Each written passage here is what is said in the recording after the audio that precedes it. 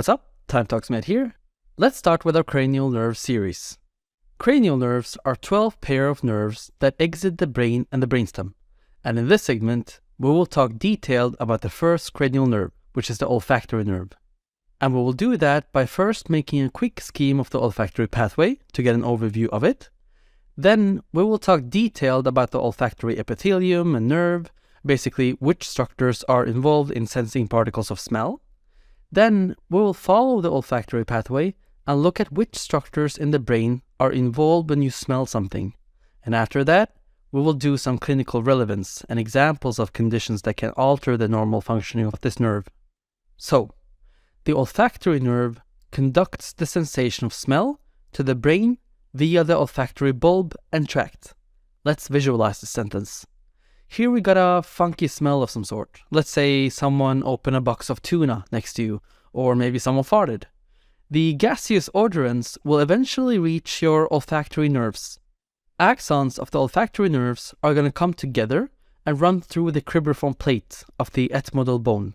So we call the olfactory nerve a first-order neuron, because this is where smell particles is first registered.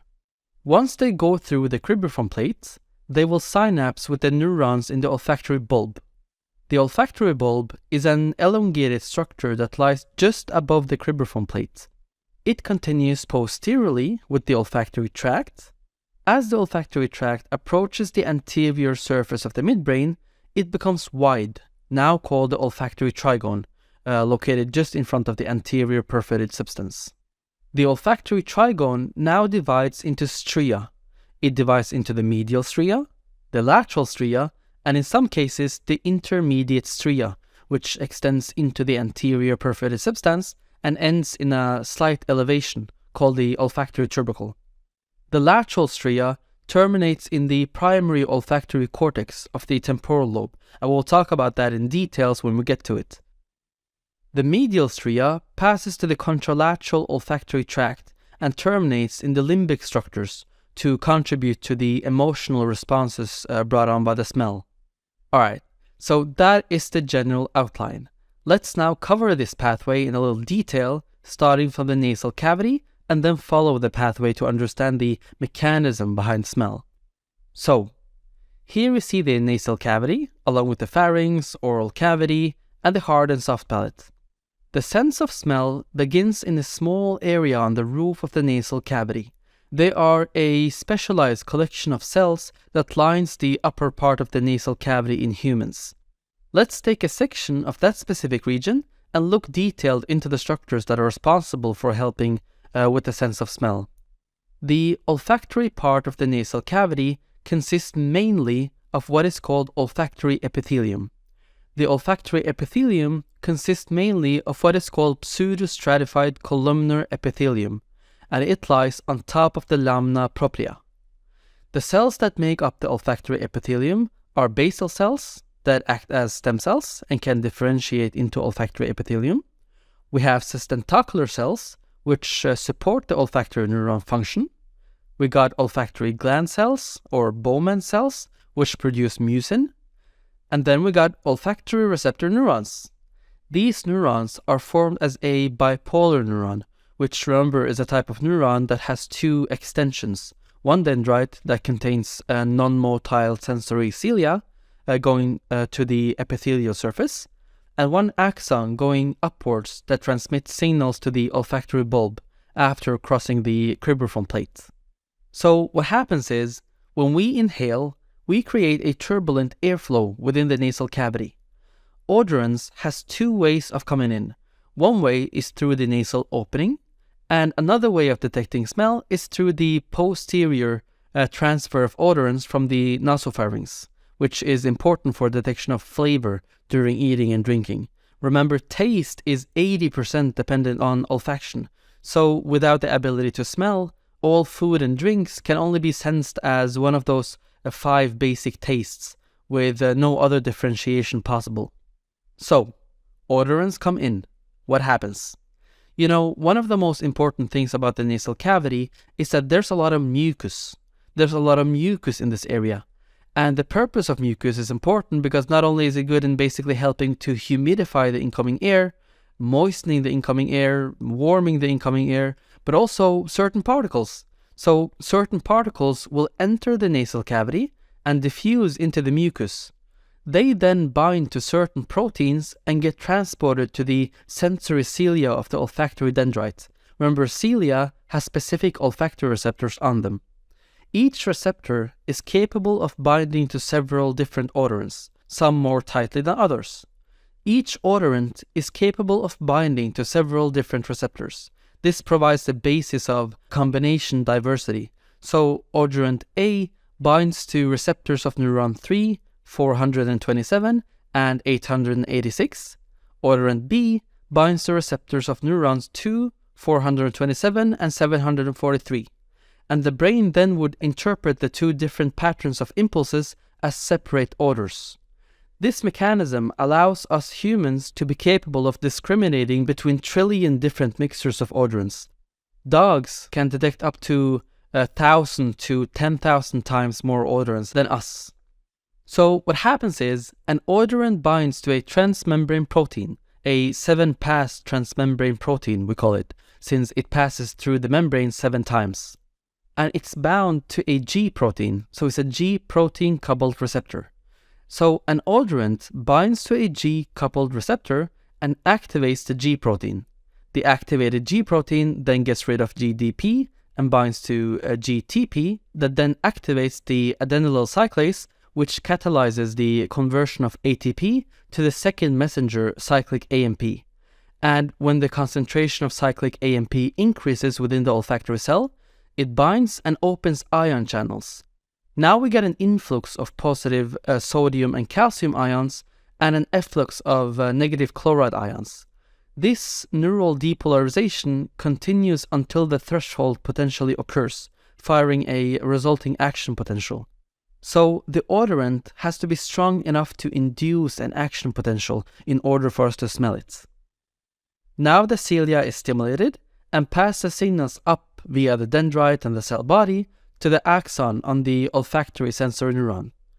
Axons from the olfactory neurons form nerve bundles, or phyla olfactoria. Many of these bundles combine to create the olfactory nerve, which is enclosed by the dura and the arachnoid mater. The olfactory nerve is the shortest of the 12 cranial nerves, and it's unique in that it can partially regenerate, which is good because olfactory neurons are lost with exposure to environmental toxins and inflammation, and they're also said to be lost with age as well.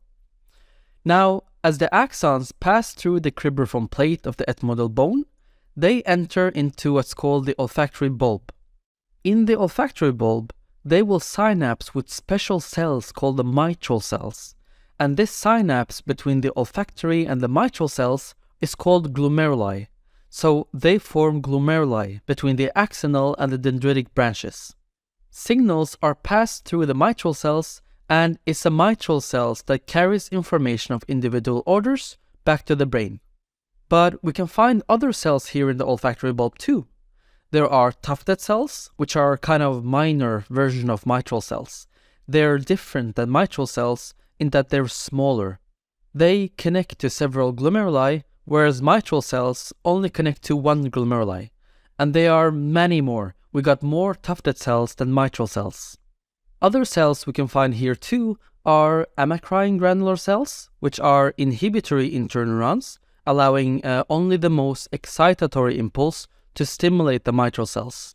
So many impulses come in, only the most excited ones are allowed by the granule cells to stimulate the mitral cells. We also got periglomerular cells that are thought to do the same as amacrine granular cells, so they function by dampening the excitation of mitral cells. So, axons from the mitral and tufted cells leave the olfactory bulb through the olfactory tract.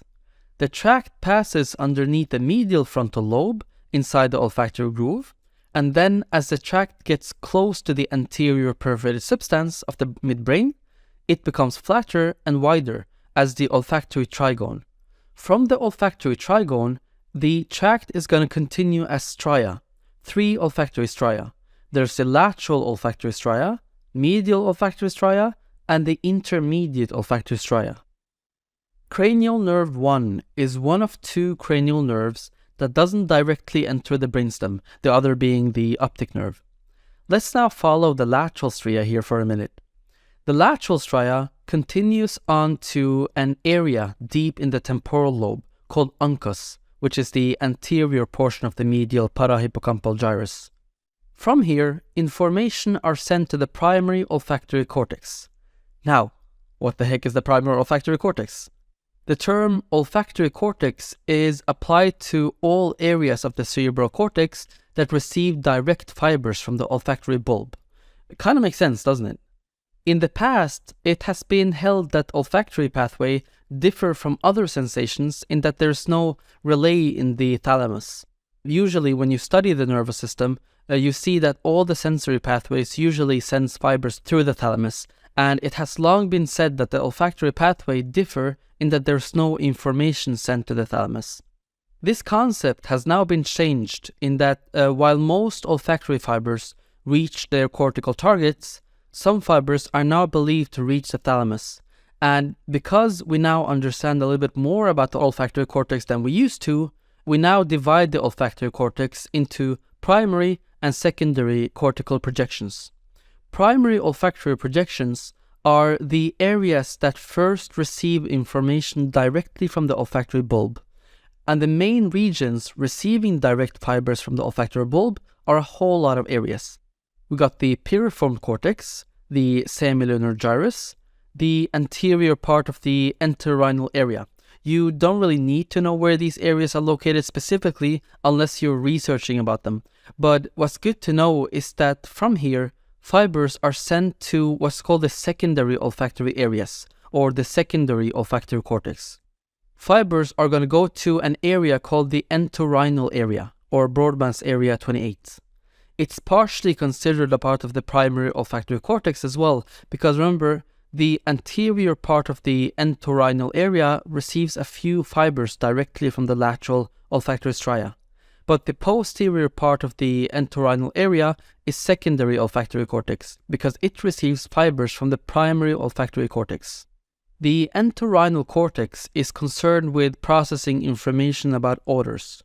From the entorhinal area, informations are sent to the amygdala, which is associated with the emotions of fear, associated with smell. And from the amygdala, fibers are sent to the hippocampus.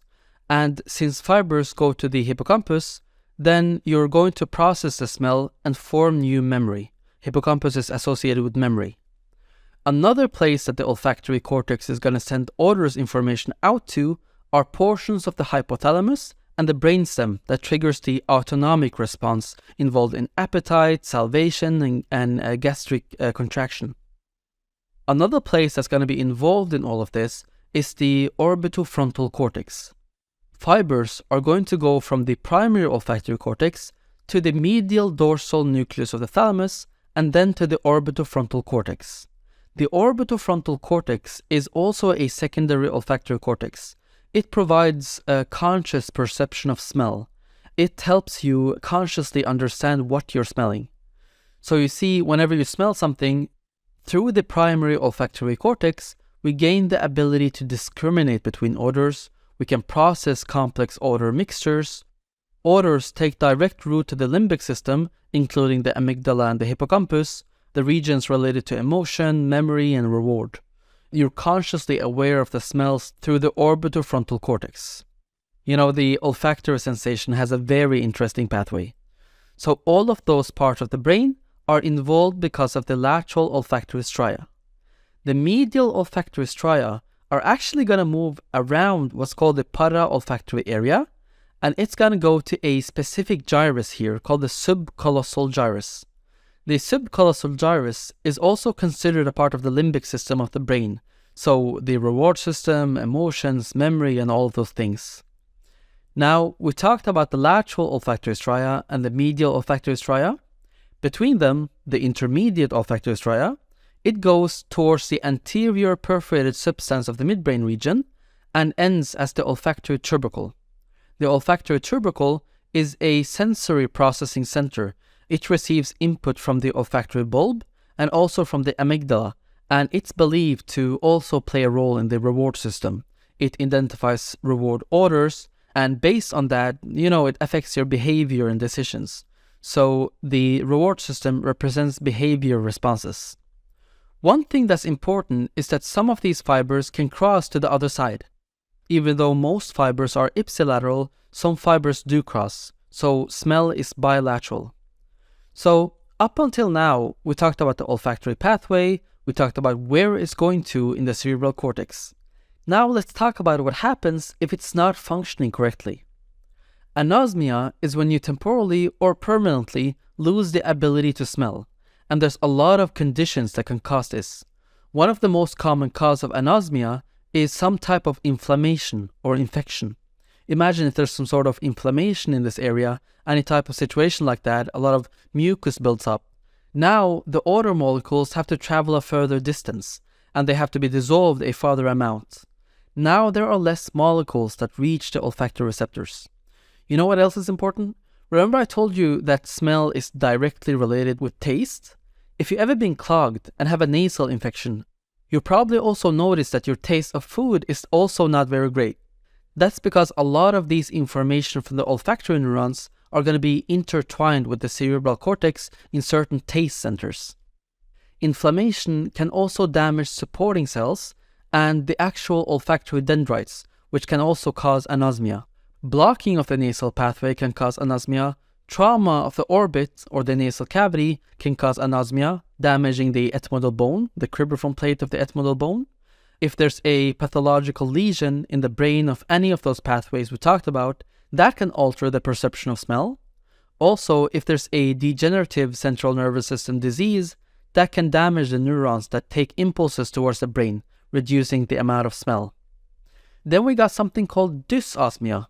Dysosmia is when you can smell, but the smell perception is disordered, where some familiar objects may smell different or unpleasant to you.